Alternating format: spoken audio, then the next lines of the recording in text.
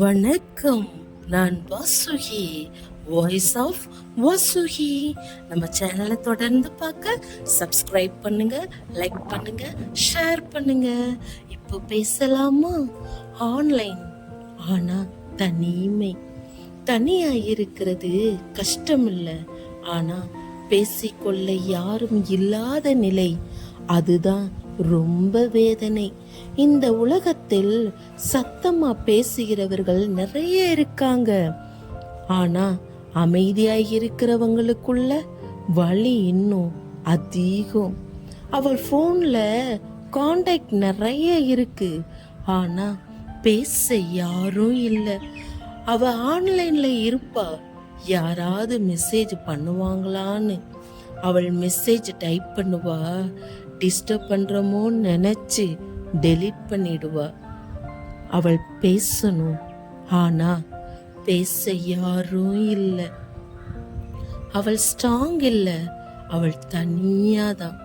அவள் கத்தி அழமாட்டா, அவள் சத்தம் இல்லாம அழ ஆரம்பிச்சா அவள் உள்ளே முழுக்க உடைஞ்சிருப்பா. ஒரு நாள் அவள் யாருக்கும் மெசேஜ் பண்றதையே நிறுத்திடுவா. யாராவது கேட்டா பிஸின்னு சொல்றா. அது பிஸி இல்ல, அது தனிமை.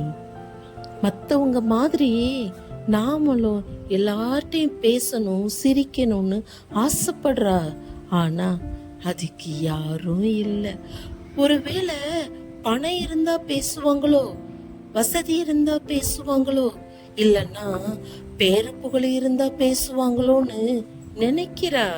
ஆனா பாவம் அந்த பெண்ணுக்கு தெரியல, இது எல்லாம் இருக்கிறவங்களும் பேச ஆள் இல்லாம தனிமையில இருக்காங்கன்னு.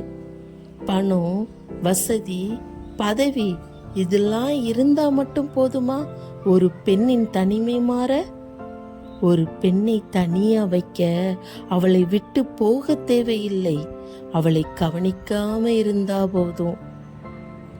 அவள் இன்னும் உயிரோட இருக்கா, ஆனா அவளோட மனசு யாரிடமோ இல்லை. ஒரு பெண்ணுக்கு யாரும் இல்லாத உணர்வு வந்தா அதை விட வேதனை இருக்கா? வலிமையாக இருக்க விரும்பினால் தொடர்ந்து இருப்போம்.